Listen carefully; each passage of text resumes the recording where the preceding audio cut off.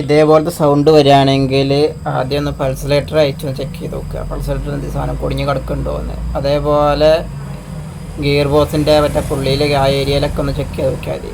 എന്നിട്ട് മാത്രം last gear box check ചെയ്താൽ മതി.